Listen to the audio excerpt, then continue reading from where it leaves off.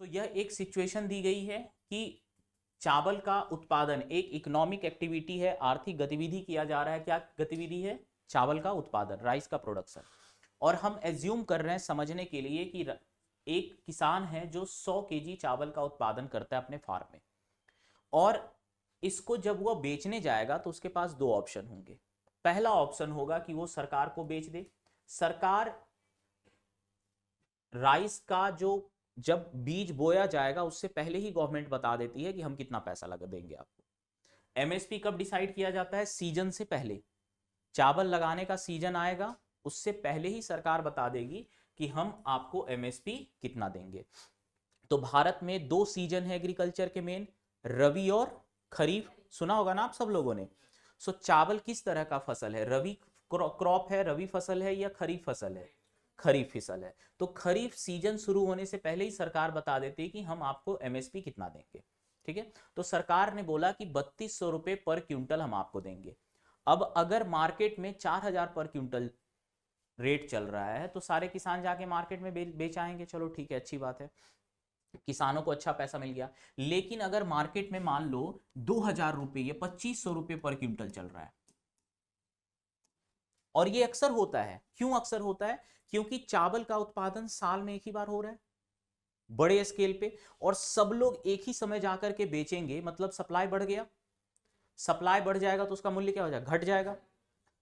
तो एक्चुअली में ज्यादातर 90% टाइम क्या होता है कि जब प्रोडक्शन होता है उस समय मार्केट में उसकी प्राइस बिल्कुल कम हो जाती है। अब यह किसान देखेगा। अब इसीलिए सरकार ने एमएसपी रखा है। एमएसपी का लक्ष्य क्या है, पर्पस क्या है? कि मार्केट किसानों को कम से कम एक न्यूनतम मूल्य, मिनिमम प्राइस की गारंटी देना कि आप प्रोडक्शन करो, हम आपको कम से कम इतने पैसे का गारंटी देते हैं। मार्केट में अगर इससे कम प्राइस होगा तो आप हमें बेच देना। और सरकार जो खरीदती है वो एफसीआई से खरीदती है। किससे? सरकार किसके थ्रू खरीदती है? FCI, food corporation of India, है ना। इसके गोडाउन होते हैं, पूरे देश में है। तो हर किसान अपने ट्रैक्टर पे, ट्रक पे अपना उत्पाद लेके जाता है और एफसीआई के गोडाउन में बेचता है। सो अगर उत्पादन हुआ तो एमएसपी क्या बताता है कि भैया इससे कम, क्या मार्केट का प्राइस इससे कम हो सकता है? नहीं हो सकता। क्यों नहीं होता है? क्योंकि मार्केट का प्राइस इससे कम होगा तो कोई जाके बेचेगा ही नहीं मार्केट में, सब लोग एफसीआई में बेच आएंगे। ठीक है, अब ध्यान से सुनो इस चीज को। यहां पर अगर किसी कारणवश इस किसान की प्रोडक्शन, जो फसल लगाया वो फसल खराब हो गया, फसल काटने का समय था, बहुत तेज बारिश हो गई, पानी में सारा फसल डूब गया, अगर इसका प्रोडक्शन पे प्रभाव पड़ा तो उसको ये पैसा मिल पाएगा क्या? यह पैसा सिर्फ गारंटी देता है, बचाता है किसानों को किस चीज से? बाजार के मूल्य से। बाजार में जो प्राइस का अप डाउन होता है, फ्लक्चुएशन होता है, उससे बचाता है। लेकिन अगर फसल खराब हो जाए तो क्या उसको पैसे मिलेंगे? नहीं मिलेंगे ना, क्योंकि सरकार क्या कह रही है कि 100 केजी चावल मेरे पास लाओगे तो हम 3200 रुपए देंगे। लेकिन अगर आपका फसल खराब हो गया, कीड़े का अटैक हो गया, कोई जानवर घुस गया खेत में और पूरा खा गया, तो उस केस में उसको मिलेगा 3200 रुपए? नहीं मिलेगा। सो इसके लिए क्या जरूरी? अब ये समस्या भी बहुत होती है देश में। तो इसके लिए सरकार ने क्या उपाय निकाला है? इसके लिए कौन सी योजना चलती है, कौन सा स्कीम चलता है? फसल बीमा योजना। क्या चलता है? फसल बीमा योजना। इसमें सरकार क्या कहती है? सरकार कहती है कि इसमें बहुत सारे कंपनी इन्वॉल्व है ना। सरकार कहती है कि आप बीमा करा लो, है ना, और बीमा का एक प्राइस होता है। कहीं पे भी तुम इंश्योरेंस कराओगे तो देना पड़ता है ना पहले कुछ पैसे। सो ये अभी अलग टॉपिक है। इसके लिए क्या है? फसल बीमा योजना। सो अभी फसल बीमा योजना को हम लोग हटा करके बस इस चीज को समझते हैं कि यहां पर एक किसान ने 100 केजी चावल का उत्पादन किया, उसको 3200 रुपए की गारंटी मिलेगी। अब यह 3200 रुपया कैसे डिसाइड होता है पता है आपको? 3200 रुपये कैसे डिसाइड होता है? सरकार कहती है कि जो उत्पादन में कॉस्ट लगेगा, किसान जो अपना काम कर रहे हैं खेत में उसको छोड़ के, जो आपको पैसा लगेगा उत्पादन में, प्रोडक्शन में जो आपको खर्च हो रहा है, उस खर्च का हम डबल रखेंगे। तो सरकार जब 3200 रुपये पर क्विंटल एमएसपी दे रही है तो सरकार ने क्या कैलकुलेट किया है? कि 100 केजी चावल को उत्पादन करने में कितने पैसे लग रहे हैं? 1600 रुपये लगभग। समझे बात को? कितना लग रहा है? 1600। ये हमारा क्या हो गया? कॉस्ट हो गया उत्पादन का। अब एक्चुअली में जो प्रोडक्शन में पैसे लग रहे हो इन्हीं 3 चीज में लग रहे हैं ना। सरकार यहां भी सब्सिडी दे रही है, नहीं दे रही है?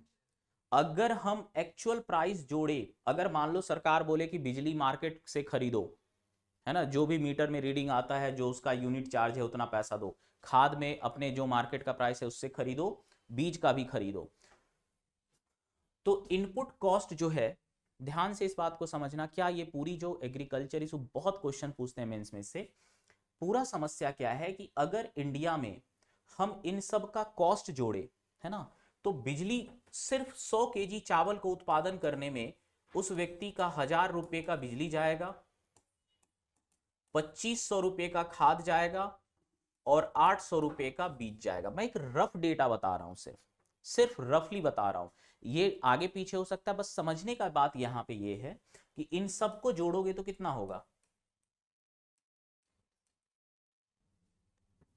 अब अगर सरकार एग्रीकल्चर में सब्सिडी खत्म कर दे तो यह किसान क्या सोचेगा कि भाई मुझे 100 केजी का उत्पादन करने में कितना पैसा लग रहा है?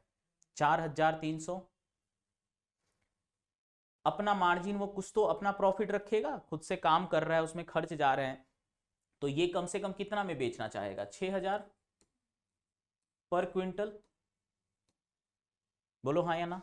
लेकिन 6000 में उसका चावल बिकेगा ही नहीं, बिकेगा ही नहीं। क्यों नहीं बिकेगा?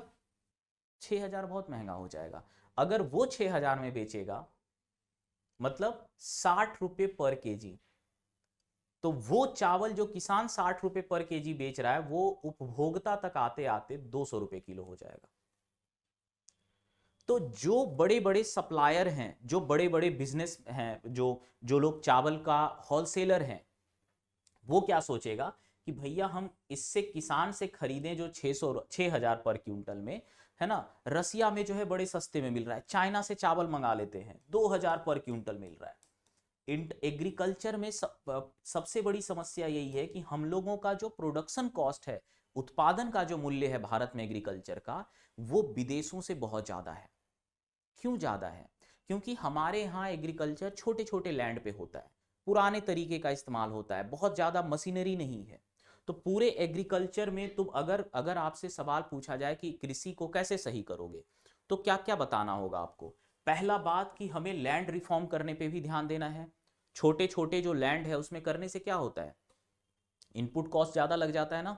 छोटा सा खेत, अगर यही बड़ा सा, तुम देखो अमेरिका में जो खेती होती है, इतना बड़ा खेत, हर व्यक्ति के पास इतना बड़ा लैंड होता है कि तुम इधर से उधर नहीं देख पाओगे, और उसमें पूरे मशीन से सब चीज होती है।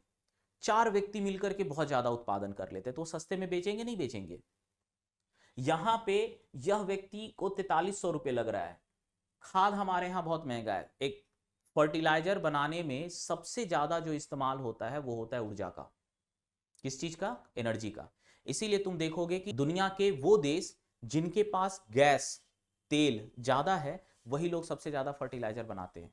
जितनी भी सारे तुम्हारे सिलेबस में है, मुझे बताओ कि एक फर्टिलाइजर की कंपनी कहां पे खुलनी चाहिए जहां पे ऊर्जा का, अगर कोई भी कंपनी किसी भी उत्पाद को बनाने में जिस चीज का में सबसे ज्यादा पैसा लगता है, वह फैक्ट्री उसी जगह पे होती है।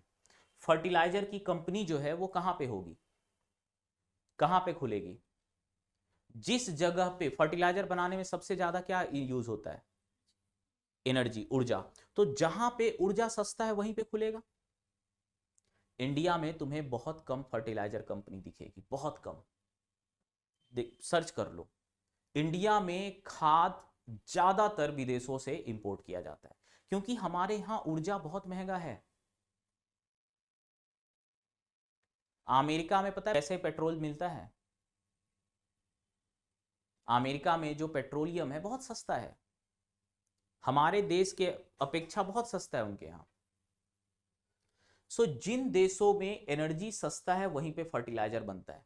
हमारे अगर इस कृषि में तुम्हें कहा जाए 6000 पर क्विंटल तो बिक ही नहीं पाएगा, क्योंकि पहला कंपटीशन तो उसको मिलेगा, इससे दो नुकसान है, 6,000 पर क्विंटल बेचने से दो नुकसान है। भारत में ऐसे बहुत सारे गरीब हैं जो चावल खाना छोड़ देंगे या भूखे रह जाएंगे, क्योंकि 200 रुपए पर केजी चावल वो अफोर्ड नहीं कर सकते, पहला।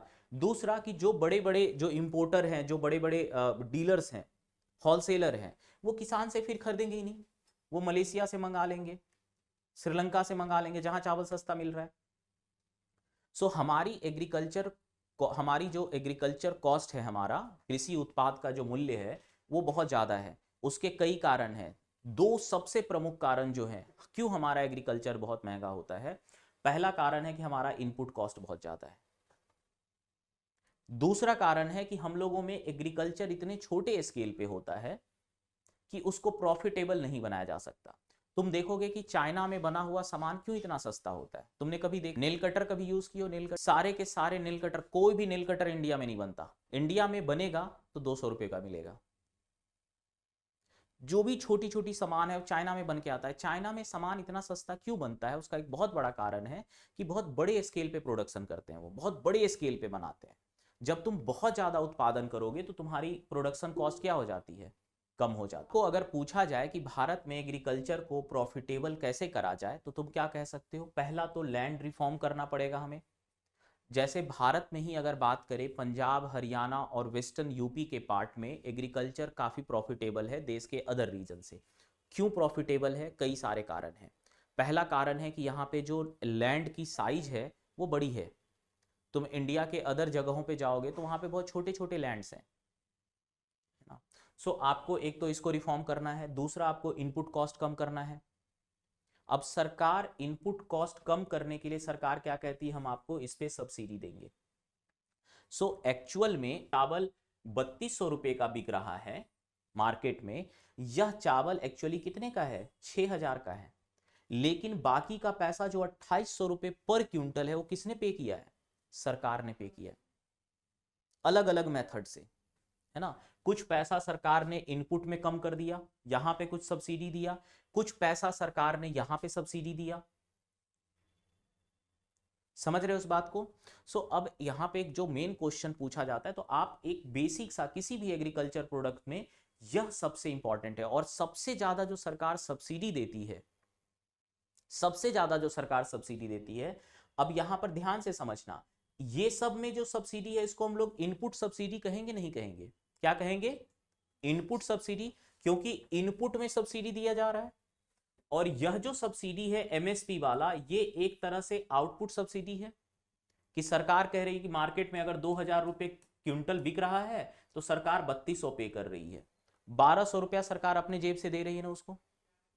तो ये एक आउटपुट सब्सिडी है। सो एग्रीकल्चर में जो सब्सिडी दिया जाता है ये भारत में सबसे बड़ा सब्सिडी है, बहुत सब्सिडी। और जितने भी एग्रीकल्चर प्रोडक्ट हैं उसमें सबसे ज्यादा जो सब्सिडी दी जाती है वो दी जाती है राइस और व्हीट में, चावल और गेहूं में। अब चावल और गेहूं, और सबसे ज्यादा अगर अगर इन दोनों में भी कंपेयर करें ना, चावल, गेहूं और एक और तीसरा है वो है गन्ना, इन तीनों में भी कंपेयर करें तो सबसे ज्यादा राइस में, फिर व्हीट में और फिर शुगर में। अब अगर सरकार सब्सिडी कम करेगी, सब्सिडी देना अच्छी बात है या बुरी, अगर एक प्रोग्रेसिव दृष्टिकोण से देखो तो सब्सिडी एक्चुअली में नहीं होना चाहिए, अगर इकोनॉमिक्स के दृष्टिकोण से देखो तो नहीं होना चाहिए। लेकिन इन समस्याओं को जब तक हम लोग सही नहीं करेंगे तब तक सब्सिडी देना हमारी मजबूरी है। मान लो कि ऐसा हो जाए कि किसान को इनपुट कॉस्ट लगे 1000 रुपया, आसानी से किसान जो है 2000 में मार्केट में बेच देगा, बेचेगा नहीं बेचेगा? कि चलो 1000 रुपए पर क्विंटल मेरे को प्रॉफिट हो रहा है, 1000 रुपया मेरा लगा तो मैं बेच रहा हूं। लेकिन हमारा प्रोडक्शन कॉस्ट जो है, उत्पादन करने में जो हमें खर्च लगता है वो बहुत ज्यादा लग जाता है। और उसके बाद कई बार क्या होती है कि हमारी मार्केट प्राइस बहुत नीचे चली जाती है। कब जाती है? जब एक साथ प्रोडक्शन होता है। तो यहां पर अब आपने कभी सोचा है कि क्यों जब चावल का उत्पादन होता है तो बाजार मूल्य कम हो जाता है, टमाटर का उत्पादन हुआ तो उस समय टमाटर के दाम बहुत कम हो जाते हैं? तुम देखोगे सब्जी में ऐसा होता है ना, सीजन में सब्जी की दाम बहुत कम हो जाती है ना। सब्जी के साथ तो चलो बहुत सारी मजबूरी है कि सब्जी को बहुत लंबे टाइम तक हम नहीं रख सकते, लेकिन चावल को तो रख सकते। प्रॉब्लम क्या है? हमारे पास वेयर हाउस नहीं है, स्टोर हाउस ही नहीं है। किसान सोचेगा कोल्ड स्टोरेज तो आपको कुछ कुछ अनाज के लिए चाहिए, बहुत सारे अनाज के लिए सिंपल स्टोरेज भी चाहिए, है ना।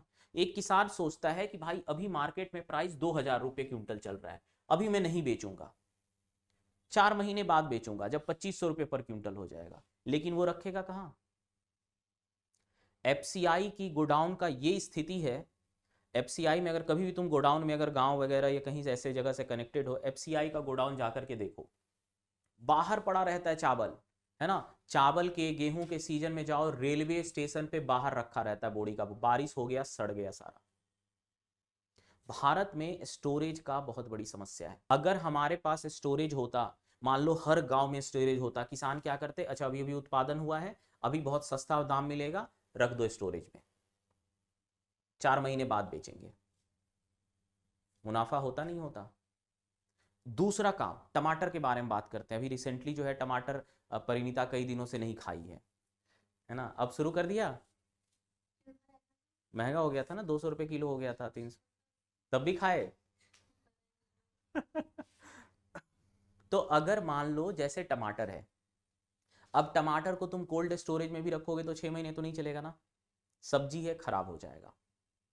तो टमाटर की जो मूल्य घट जाती है, जिस समय टमाटर प्रोडक्शन हुआ मूल्य घट गया, प्राइस घट गया, और जिस समय टमाटर का प्रोडक्शन नहीं हो रहा है उस समय प्राइस बहुत बढ़ जाता है। जिस समय प्राइस घटा रहता है, तुम कई बार ऐसे एग्जांपल देखोगे, फार्मर जो है पूरा ट्रक में टमाटर ले गया और मंडी में पता है कैसे बिक रहा है, 50 रुपए किलो, एक ट्रक टमाटर। अब वो सोचता है, और उसका टमाटर मान लो आज नहीं बिका, उसमें भी कोई लेने को तैयार नहीं, क्योंकि सब लोग टमाटर बेच रहे हैं, सब लोग टमाटर। कई बार ऐसा एग्जांपल सुनोगे कि किसान ने पूरे सड़क पे अपना टमाटर फेंक दिया, क्योंकि उस टमाटर को वापस वो घर ले जाएगा, कहां रखेगा, उसमें जितना पैसा लगेगा उससे कम दाम है उसका, है कि नहीं है। मान लो कि तुम्हारा एक सामान है, वो थाने में पकड़ा गया, गाड़ी है तुम्हारी थाने में पकड़ा गई, उस गाड़ी को छुड़ाने में तुम्हें फाइन भरना पड़ रहा है 10,000 रुपये, और वह गाड़ी तुमने सेकेंड हैंड में खरीदा था 4,000 रुपये, छुड़ाओगे गाड़ी को जाके? छोड़ दोगे कि रख लो भाई तुम्हें, है या नहीं है। तो यही चीज होता है कि उस टमाटर का मूल्य से ज्यादा उसको लाने में पैसा लग जाएगा, तो छोड़ देता है कि जाओ हटाओ फेंको रहने दो, फेंक दिया सड़क पे। क्या प्रॉब्लम है? टमाटर के लिए तो हम कोल्ड स्टोरेज बनाएंगे भी तो 5 दिन तक रहेगा कोल्ड स्टोरेज में। हमारे पास फूड प्रोसेसिंग इंडस्ट्री नहीं है। अगर हमारे पास बड़े स्केल में होता केचप बनाने की दुकानें, फैक्ट्रियां, तो टमाटर से हम केचप बना सकते थे, जूस बना सकते, बहुत वैरायटी वैरायटी की चीजें बना सकते थे। अभी भारत सरकार इन सारे फैक्टर पे, इन सारे चीजों पे काम कर रही है। जब एग्रीकल्चर पढ़ाऊंगा ना, बताऊंगा आपको कि सरकार ने कोल्ड स्टोरेज, नॉर्मल जो एग्रीकल्चर का जो वेयर हाउस है, उसके लिए गवर्नमेंट चाह रही है कि अब प्राइवेट कंपनीज, प्राइवेट व्यक्ति इन्वॉल्व हो। तुम अगर अपना कोल्ड स्टोरेज बनवाना चाहते हो तो सरकार 50% तुम्हें पैसा दे देगी, तुम बनाओ, तुम किसानों से कुछ पैसे ले लो कि भाई तुम्हारा हम 4 महीने तक रखेंगे चावल, पर महीना जो है 500 रुपए 100 रुपए मुझे तुम दे दो पर क्विंटल। समझ रहे हो बात को। सो पहला क्या है, कोल्ड स्टोरेज का पूरा चेन बनाना। दूसरा क्या है, अगर हम उत्पादन के बाद के बारे में बात करें कि फूड प्रोसेसिंग इंडस्ट्री लगाना, हमारे पास है ही नहीं, हमारे पास ऐसे इंडस्ट्रीज नहीं है। क्यों मोदी जी कहते रहते हैं, तुमने सुना होगा, अगर मोदी जी को सुनते हो, हालांकि अब ये इतना ज्यादा बात नहीं करते हैं वो, है ना, लेकिन पहले जब शुरुआत में जब वो पूरे जोश में थे, जब 2014 में प्रधानमंत्री बने थे, तो 2-3-4 साल तक पूरे जोश में थे, है ना। उस समय प्रधानमंत्री ने एक बात कही थी कि जितने भी यहाँ पे कोल्ड ड्रिंक्स की कंपनी है, वो कोल्ड ड्रिंक्स में जूस मिला के बांटो, है ना, एक ऐसा कोल्ड ड्रिंक बनाओ जिसमें बनाना का जूस हो, टोमेटो का थोड़ा सा कुछ पार्ट पड़े। इससे क्या होगा, अभी जो आप कोल्ड ड्रिंक पीते हो, हर व्यक्ति पीता है ना, हर दिन गर्मी में 1-2 पी ही लेते होगे, है ना। पार्टी होता है कभी भी, ठंडा गर्म कुछ में भी तो केक जरूर आ जाएगा, एक कोल्ड ड्रिंक आ जाएगा। अगर हम कोल्ड ड्रिंक की जगह कुछ ऐसा जूस बनाएं जिसमें हमारा टमाटर यूज हो रहा हो, हमारे फल यूज हो रहे हो, और ऐसी कंपनी भर जाए, तो होता क्या है कि देखो, टमाटर से ही केचप बनता है ना, लेकिन वो केचप की लाइफ कितनी हो जाती है, 6 महीने साल भर। तो फूड प्रोसेसिंग अगर हम कंपनी को बढ़ाएंगे तो हमारा प्राइस सही मिलेगा ना, है ना। आलू है, आलू का उत्पादन हुआ, आलू के मूल्य बहुत कम हो गए,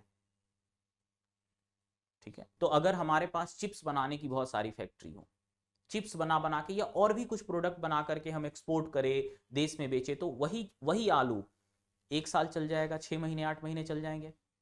तो दूसरा पॉइंट क्या है, food processing industry, agriculture export क्यों एक बहुत बड़ा मुद्दा है। हम जो एग्रीकल्चर का निर्यात कर रहे हैं, एक्सपोर्ट कर रहे हैं, 3200 नहीं, मान लो 4000 रुपए ही कर रहे हैं। यह जो एक्सपोर्ट किया गया उससे लाभ किसी दूसरे देश की जनता को हुई, नुकसान किसका हुआ, भारत सरकार का। 4000 का एक्सपोर्ट हुआ, हर क्विंटल में 2000 रुपया किसका लगा हुआ है, भारत सरकार का, हमारा पैसा लगा है। तो सोचो हम भारत सरकार विदेश के व्यक्ति को चावल खिलाने के लिए पैसे दे रही है, नहीं दे रही है। एग्रीकल्चर में यही हमारे पास समस्या है। कोई भी दुनिया का अच्छा देश, एग्रीकल्चर में तुम सब्सिडी दो, लेकिन अपने देश के लोगों के लिए ना, दूसरे देश के लोगों को सब्सिडी दे रहे हैं हम लोग, दे रहे हैं कि नहीं दे रहे हैं। यहां हमारी मजबूरी है, क्योंकि हम 3200 का जो हम लोग 4000 रुपये एक्सपोर्ट कर रहे हैं, इससे ज्यादा महंगा हम एक्सपोर्ट करेंगे तो मेरा एक्सपोर्ट बिकेगा ही नहीं विदेश में, क्योंकि इंटरनेशनल मार्केट में जो प्राइस है तुम उसी पे एक्सपोर्ट करोगे ना। तुम कहोगे नहीं नहीं मेरे को बनाने में 6000 लगा है तो मैं 6000 का बेचूंगा, कोई खरीदेगा ही नहीं, क्योंकि अंतरराष्ट्रीय मार्केट में जो उसका मूल्य है, जो उसकी प्राइस है, तुम्हें उसी प्राइस पे बेचना होगा। तो हम लोग चावल और गेहूं का उत्पादन अपने देश में जरूरत से ज्यादा करते हैं, जितना हमारे देश के जनता को रिक्वायरमेंट है उससे ज्यादा हम प्रोड्यूस कर रहे हैं, तभी हमें बाहर भेजना पड़ रहा है, एक्सपोर्ट करना पड़ रहा है। और ये एक्सपोर्ट जो है हम लोग ओरिजिनल प्राइस पे नहीं कर रहे हैं, एक्सपोर्ट भी सब्सिडाइज प्राइस पे कर रहे हैं। और यह सिर्फ भारत नहीं करता, दुनिया का हर देश करता है, क्योंकि एग्रीकल्चर में जो वैल्यू एडिशन है वो बहुत कम है, मूल्य संवर्धन बहुत कम है। और अगर उसको तुम प्रॉफिट नहीं दोगे, और एग्रीकल्चर पे हर देश में जो किसी भी देश की जो लोकल जनता है, जो समाज में काइंड ऑफ इनकम के दृष्टिकोण से जो सबसे निचले पायदान पे है, ज्यादातर यही सारे लोग एग्रीकल्चर से जुड़े हुए हैं। कुछ लोगों की मैं बात नहीं कर रहा हूं, तुम कहोगे कि अरे सर वो तो पूरा फैमिली कनाडा रहता है और वो सिर्फ खेती का काम करता है ऐसे लोग खेती करके तुम देखोगे पंजाब में ना कि ऑडी खरीद के ऑडी पे घूमता है ना, और है क्या, किसान। लेकिन मैं कुछ लोगों की बात नहीं कर रहा हूं, वो तो हमारे हमारे सिस्टम का थोड़ा प्रॉब्लम है ना। लेकिन इन जनरल अगर तुम देखोगे फार्मर्स की स्थिति तो नॉर्मली क्या है, कम है, इनकम के दृष्टिकोण से बहुत कम है। सरकार की मजबूरी होती है कि उनको ज्यादा से ज्यादा वो बेचेंगे तभी तो उनका ज्यादा से ज्यादा प्रॉफिट होगा, और ज्यादा से ज्यादा बिकेगा कब, जब देश में भी बिके और विदेश में भी बिके। और विदेश में बिकने का एक प्राइस है, उससे ज्यादा प्राइस पे तो विदेश में बिकेगा नहीं। तो सरकार ये मजबूरी है कि हम लोग जो एक्सपोर्ट करते हैं, तो पहला चीज कि एग्रीकल्चर एक्सपोर्ट में एक इशू ये आया कि हम लोग एग्रीकल्चर में जो हमारी इतनी सब्सिडी है, ये सारी सब्सिडी भी एक्सपोर्ट हो रही है कि नहीं हो रही।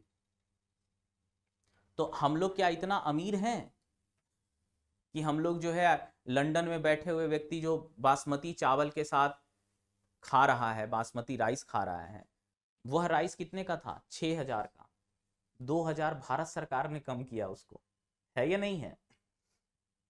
पहला समस्या ये।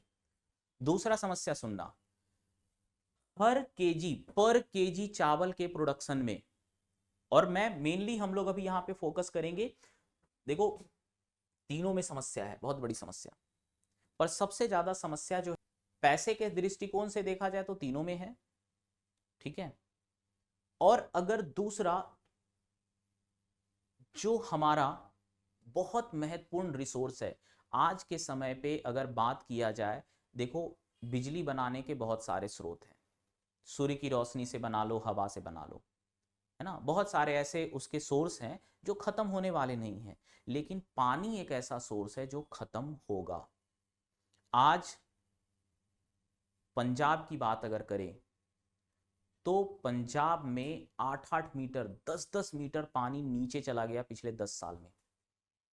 कहां तक निकालोगे, कितनी क्षमता है, कितने नीचे तक पाइप डाल के पानी निकालोगे, पहली बात। दूसरी बात, जितना अंदर से पानी निकालोगे उतना ज्यादा पानी में गंदगी आएगा, उतना ज्यादा उसमें मिनरल्स मिले हुए होंगे, है ना। सो पानी जो है एक बहुत महत्वपूर्ण और कीमती संसाधन है। वाटर बहुत कॉस्टली और इंपॉर्टेंट रिसोर्स है। हर 1 केजी चावल के उत्पादन में हमें कितना पानी लगता है पता है? कितने वाटर को, कितना पानी उसमें सिंचाई करना पड़ता है? अगर ये किसान जो 100 केजी चावल का उत्पादन कर रहा है, इसको कितना लीटर पानी देना पड़ेगा इस खेत में? 1 केजी चावल के उत्पादन में लगभग 5000 लीटर पानी लगता है।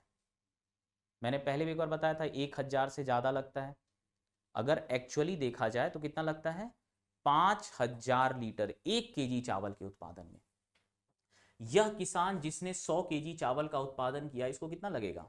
5 लाख लीटर। हमने सिर्फ जो, और इस चावल को जब हम एक्सपोर्ट कर देते हैं, इस चावल को, और ये पानी कैसा था? फ्रेश वाटर, शुद्ध पानी था जो हमारे पीने के लिए इस्तेमाल करना था। हमने इसको चावल उत्पादन में इस्तेमाल कर दिया। तो जब इस 100 केजी को हम एक्सपोर्ट करते हैं तो 2000 तो सरकार का गया, गया ना सरकार का? क्योंकि भाई सरकार भारत के लोगों के लिए काम करेगी कि विदेश के लोगों के लिए काम करेगी? अपने देश के लिए काम करना है तो हमारा नुकसान है। और साथ ही साथ हमारा 5 लाख लीटर पानी भी तो गया। अगर हम 5 लाख लीटर पानी का कॉस्ट जोड़ दें उसमें, तो ये इनपुट कॉस्ट कितना हो जाएगा? 1 रुपये लीटर भी जोड़ो चलो 1 रुपये लीटर छोड़ो, 1 पैसा लीटर भी जोड़ो, 5000 तो सिर्फ पानी का मूल्य हो गया। और पानी फ्री नेचर में है लेकिन लिमिटेड है ना, पानी का मूल्य नहीं जोड़ोगे। यही चीज समस्या गन्ने के साथ भी है। गन्ना में भी बहुत पानी लगता है, और जब हम चीनी का एक्सपोर्ट करते हैं तो साथ में वो फ्रेश वाटर जमीन से निकाल करके पानी पर हमने खेत में डाला, फार्म में डाला। वो पानी जो एक्स्ट्रा पानी है वो नदी के रास्ते बहते बहते कहां चला गया? समुंदर में। समुंदर कैसा पानी है? खारा पानी, पीने योग्य पानी है। हमने फ्रेश वाटर को इस 100 केजी चावल के उत्पादन में 5 लाख लीटर जो फ्रेश वाटर था जिसको हम पी सकते थे, उसको हमने कहां डाल दिया? समुंदर में। खत्म हो गया वो। इसीलिए सरकार कहती है, सरकार बहुत ज्यादा, क्यों अभी तुम देखो कि सरकार मक्के पे के ऊपर, जो मोटी अनाज है उसके ऊपर क्यों सरकार बहुत ज्यादा कह रही है कि मोटा अनाज खाओ, है ना, मक्के खाओ, बाजरा खाओ, गेहूं चावल कम से कम खाओ। क्योंकि अगर लोग कम खाएंगे तो डिमांड कम होगा। किसान भी सोचेंगे कि भाई सब लोग जो है मक्का का रोटी खा रहा है तो मक्का उपजाओ। मक्के को उपजाने में, मेज का प्रोडक्शन करने में हमें पानी की रिक्वायरमेंट कम होती है, खाद की रिक्वायरमेंट कम होती है। एक्चुअली चावल भारत के लिए बना ही नहीं है। चावल इंडिया में कोई खाता भी नहीं था। चावल जो है ये, मतलब लोग अवेयर थे, खाते थे, बट उस हिसाब से नहीं था कि भाई चावल हमारा मेन फूड है। अभी तुम देखोगे इंडिया में सबसे मेन अनाज कौन सा है खाने का? चावल। चावल, कहीं किसी स्टेट में चावल दाल खाते हैं, किसी स्टेट में राइस चावल खाते हैं, किसी स्टेट में सांभर चावल खाते हैं, कहीं पे बिरयानी खाते हैं, कहीं पे माछ भात खाते हैं, है ना? ठीक है। सो कुल मिला के ये जो भात है, चावल जो है, ये पूरे भारत में मिला करके लगभग सब जगह, हाँ कुछ स्टेट को छोड़ करके, जहां पे बारिश कम होती है वहां पे चावल उत्पादन करने की जरूरत है ही नहीं। जो वेस्टर्न वाला पार्ट है, जो वेस्टर्न यूपी है, जो पंजाब है, हरियाणा है, इन यहां पर तुम जब क्लाइमेट पढ़ोगे ना तो इन रीजन में वाटर, बारिश जो है बहुत कम होती है। चावल कहाँ उत्पादन होना चाहिए? बांग्लादेश में, बिहार में, पश्चिम बंगाल में, जहां पे पानी, बारिश बारिश का पानी आता है तो जमीन से निकालने की जरूरत कम पड़ेगी। लेकिन अगर तुम चावल का उत्पादन जमीन से पानी निकाल के कर रहे हो तो इनपुट कॉस्ट में अगर हम पानी का पैसा जोड़ दे, 1 रुपये लीटर भी जोड़ दे, 1 पैसे लीटर भी जोड़ दोगे तो कितना ज्यादा कॉस्टिंग हो जाएगा। सो एक्चुअली हम चावल का जब एक्सपोर्ट कर रहे हैं तो हमारा कितना पैसा बर्बाद, पर क्विंटल 2000 रुपया हमारा सब्सिडी वेस्ट हो रहा है। और पानी का कम से कम 5 लाख लीटर वाटर का दाम 5000 तो कम से कम ऐड करोगे 1 पैसे पर लीटर। जबकि तुम मार्केट में कैसे खरीदते हो? 20 रुपये पर लीटर। अपना बॉटल भी लेके जाओगे तो भी 5, 7, 8 रुपए तो लगेंगे। 1 पैसे पर लीटर जोड़ रहा हूं तो 5000 का पानी, 2000 सरकार का गया और 5000 देश का गया। और यही पानी को फिर हम लोग बाद में 20 रुपये लीटर खरीद के पीते हैं। भारत के पिछले 10 साल में भारत के गांव गांव तक डब्बे वाली पानी का चलन हो गया है। तुम कहीं जाते हो, ट्रेन से यात्रा करते हो, बस से यात्रा करते हो, कहीं भी जाओगे, पानी खरीद के पीते हो कि नल कहीं लगा हुआ है खोल के पी लेते हो? खरीद के पीते हो। तुम्हारे घर में या तो वो लगा होगा, आरओ लगा होगा, या तो तुम्हारे घर में जो है पानी तुम खरीद के 20 लीटर का पानी मंगाते होगे, ऐसे ही पीते हो ना। ये समस्या जो है कहीं ना कहीं इन सब चीजों से हो रही नहीं। लेकिन तुम ऐसे दुनिया के, तुमने कभी विदेश की मूवी देखी होगी, अमेरिका का कोई फिल्म देखा होगा, तुम किसी के घर में आरओ नहीं देखोगे, ना ही तुम किसी के घर में देखोगे कैसे पानी का जो है जार लगा हुआ है ना, नहीं देखोगे। वो लोग टैप वाटर खोलते हैं, उसमें ग्लास में पानी भरते हैं और उसी को पीते हैं, शुद्ध वाटर रहता है वो। हमारे यहाँ शुद्ध वाटर है ही नहीं, है ना। सो कुल मिलाकर के हमारे यही प्रॉब्लम शुगर के साथ है, यही प्रॉब्लम वीट के साथ है। वीट वाटर की रिक्वायरमेंट इन दोनों से थोड़ा कम होता है, काफी कम होता है, पर है। जैसे यहाँ पे 5,000 का पानी लग रहा है तो गेहूं में जो है 2,000 का लग, बस कम है। क्यों एग्रीकल्चर एक्सपोर्ट से हमारा नुकसान है? देखने को तो लग रहा है कि 11 बिलियन 10 बिलियन डॉलर का जो है हमने चावल एक्सपोर्ट किया, लेकिन एक्चुअल में उस 10 बिलियन को एक्सपोर्ट करने में हमारा कितना पैसा लग गया? 20 बिलियन एक्स्ट्रा लग गया। अगर एक्चुअल कॉस्ट देखेंगे तो उसकी कितनी होनी चाहिए? 30 बिलियन डॉलर। बेच कितने में रहे हैं? 10 बिलियन में। ये 20 बिलियन डॉलर जो है हमारे देश का संसाधन वेस्ट हो रहा है। दुनिया के कोई भी पैसे वाले कंट्री चावल को एक्सपोर्ट नहीं करती, क्योंकि चावल में पानी, हाँ, तब एक्सपोर्ट करती है जब वहां पे नेचुरल रेन वाटर, प्राकृतिक रूप से बारिश बहुत हो, जैसे वियतनाम है बारिश बहुत होता है, वो ऐसे भी वो पानी समुद्र में ही जाएगा, तो चलो चावल उपजा लो। लेकिन जमीन के अंदर से पानी निकाल करके तुम चावल उपजा रहे हो, गन्ने उपजा रहे हो और उसको फिर एक्सपोर्ट कर रहे हो, तो कुल मिला के देश का संसाधन, बेशकीमती संसाधन बाहर जा रहा है, नहीं जा रहा?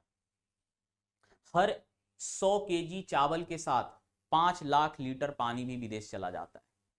हमारे देश में इसे खुद ही साफ पानी की इतनी कमी। ये सारा जो है ये हमारे इश्यूज हैं। और अभी इन सब पे जो है अगर तुम न्यूज़पेपर पढ़ते रहोगे ना तो इस चीज़ के बारे में अब समझोगे। ये अक्सर ऐसे समस्याएं जो है देश में आती रहती हैं। अभी जो रिसेंटली जिस न्यूज के बारे में हम लोग बात कर रहे हैं वो भी इसी चीज़ से है कि भारत का अभी रिसेंट टाइम पे अगर तुम देखोगे एक्सपोर्ट तो इन चीज़ों में घटा है ना। सो ऐसा होना हमारे लिए फायदेमंद है या हमारे लिए नुकसान? पूरा एग्रीकल्चर जो टॉपिक है, पूरा एग्रीकल्चर टॉपिक वो इन्हीं चीजों पर निर्भर है। और इसको ऐसे प्राइस घटाने के लिए बहुत सारे उपाय हैं, तुम देखोगे सारा, जैसे कि ज्यादा से ज्यादा मशीन का इस्तेमाल करो, ठीक है। उसके बाद बिजली का, खाद का, सीड्स का, इन सारे चीजों के लिए जो है गवर्नमेंट स्कीम चलाती है, इसका इंश्योरेंस करवाओ, बीमा करवाओ, ठीक है। और कोई तुमसे पूछे कि क्या हमें इन सारी समस्याओं के लिए एमएसपी बंद कर देना चाहिए, तो नहीं, एमएसपी बंद कर देना इमीडिएट, क्योंकि जब तक तुम कुछ ऐसा नहीं करोगे कि किसानों को फायदा हो, तब तक तुम एमएसपी बंद कर दोगे तो किसान मजबूरी में सस्ते दाम पे ही मार्केट में बेचेगा, क्योंकि हमारे पास स्टोर हाउस नहीं है। पहले स्टोर हाउस बनवाओ कि किसान को रखने का मतलब कि उसको जब तक तुम उपाय नहीं दोगे और तब तक उससे पहले इसको बैन कर दोगे, बंद कर दोगे, तो गड़बड़ है ना। सो ये सारी हमारी, ऐसा नहीं कि भारत सरकार को ये सारी चीजें, हर समझदार व्यक्ति इस चीज से अवेयर है, लेकिन हमारी मजबूरी है। देश का 45% जनसंख्या एग्रीकल्चर पे निर्भर करता है, और यहां पर कुछ भी छेड़छाड़ किए तो सीधे आधा देश की आधा पॉपुलेशन प्रभावित। तो ये एग्रीकल्चर के जो है इशू हैं। इसमें कुछ डेटा मैंने लिखवाया है, अगर तुम इंपोर्ट का भी अगर लिखना चाहो तो इंपोर्ट का भी लिख लो।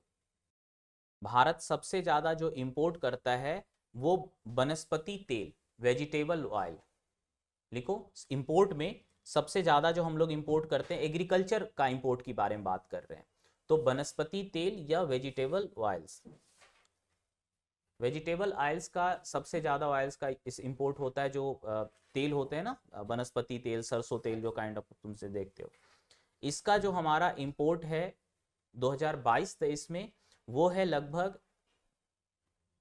21 बिलियन डॉलर। कितना? 21 बिलियन डॉलर। अब तुम समझ सकते हो कि भारत के लोग इतने फूले फूले क्यों होते हैं। 21 बिलियन डॉलर का तेल खा जाते हैं। ये तो इंपोर्ट वाला है, कुछ तो हमारे देश में भी 2-4 बिलियन डॉलर का तेल तो उपजता ही है ना, सरसों वगैरह होता ही है।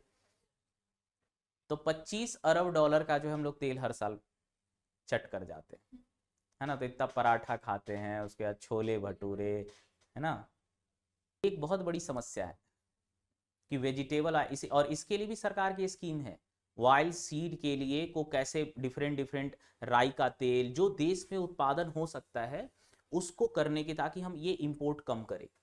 एग्रीकल्चर में सबसे ज़्यादा हम लोग इंपोर्ट जो है वो तेल का कर रहे हैं। इसके बाद दूसरे नंबर पे है वो है फ्रूट, या फिर ऐसे ये काजू, कैसियो होता है ना काजू। हर साल हम लोग लगभग, पिछले साल 22-23 का डेटा है 1.8 बिलियन डॉलर। उसके बाद लिखो फ्रूट्स, फ्रूट फल, फल का जो है वो है 2.5 बिलियन डॉलर। पल्सेस, दलहन, पल्सेस जो दाल होती हैं उसका इंपोर्ट हम लोग लगभग करते हैं हर साल 2 बिलियन डॉलर। ठीक है। सो मोटा मोटी ये 2-3-4, इसमें तुम देखो सबसे ज्यादा समस्या हमारे इंपोर्ट में अगर हमें कम करने की जरूरत है किसकी, तेल की, वेजिटेबल ऑयल। और हम इंपोर्ट जो करते हैं उसमें देखो हम लोग ऐसे किसी प्रोडक्ट का इंपोर्ट नहीं करते हैं जिसमें बहुत ज़्यादा पानी लगता है। जो तेल है सबसे ज़्यादा हम लोग तेल कहाँ से, वेजिटेबल ऑयल्स कहाँ से इंपोर्ट करते हैं, इंडोनेशिया और मलेशिया से। कैसियो, फ्रूट्स, ये सब नेचुरली उपजते हैं, मतलब बहुत कम पानी की जरूरत पड़ती है। तेल जो दलहन है, दाल वाली जो फसलें हैं उसमें भी बहुत कम पानी की जरूरत पड़ती है। सो हमारा एग्रीकल्चर जो है, इसीलिए एक टॉपिक है तुम्हारा, सेपरेट टॉपिक है एग्रीकल्चर में इन्वायरमेंट कि इम्पैक्ट ऑफ एग्रीकल्चर और इन्वायरमेंट। एग्रीकल्चर से पर्यावरण को बहुत ज़्यादा प्रभाव हो रहा है। एक तो ज़मीन के नीचे की पानी खत्म हो रही है ना। इसके अलावा चावल के तुमने सुना होगा कि जो जो ऐसे फसल जिसमें पानी लगता हो, जैसे चावल का तुम देखोगे कि शुरुआत में जब चावल लगाया जाता है तो पूरे खेत में, पूरे फार्म में जो है पानी भरा होता है। ऐसे हर फसल जो पानी में डूबा होता है वो मीथेन का प्रोडक्शन करता है, और मीथेन जो है वो क्या है, ग्रीन हाउस गैस है। हमारा जो गर्मी है वो बढ़ता है, क्लाइमेट चेंज होता है इससे, मीथेन से ग्लोबल वार्मिंग होता है, पॉल्यूशन होता है। ऐसे हर फसल जो पानी में डूबे होते हैं उनसे मीथेन का प्रोडक्शन होता है। सबसे ज़्यादा मीथेन का प्रोडक्शन जो है वो राइस के फार्म में ही होता है। तो बहुत सारे मल्टीपल हैं जो हम खाद इस्तेमाल करते हैं, फर्टिलाइजर इस्तेमाल करते हैं, वो फर्टिलाइजर जो है उसमें से मोर देन 50% फर्टिलाइजर जो है वो पानी के साथ बह जाता है, और वो फिर कहाँ आता है, रिवर में आता है, तालाबों में आता है। और उन रिवर्स में फर्टिलाइजर है तो उसमें जो छोटे मोटे पेड़ पौधे होते हैं तालाब में, उनका ग्रोथ बहुत ज़्यादा हो जाता है, और उनके ग्रोथ होने से क्या होता है, ऑक्सीजन की कमी हो जाती है। ऑक्सीजन की कमी होने से मछलियां मर जाती हैं। तो सिर्फ पूरे तालाब में तुम्हें झाड़ी झाड़ी दिखेगा, मछली है ही नहीं। आज तुम तालाब, किसी भी तालाब में तुम जा करके देखो, अगर ये नेचुरली तालाब में पहले, आज से 15-20 साल पहले हर प्राकृतिक गांव में बहुत सारे तालाब हैं, कम है लेकिन हैं। उन तालाबों में पहले मछलियां होती थी, नेचुरली होती थी मछलियां, लोग जो है मछली मार के खाते थे। आज किसी गांव के तालाब में नेचुरली मछली नहीं है, जो पालता है उसी तालाब में है। क्यों नहीं मछली है, क्योंकि जो तालाब की पानी है उसमें इतना खाद है कि जो पेड़ पौधे हैं वो बढ़ जाते हैं और ऑक्सीजन कम हो जाता है।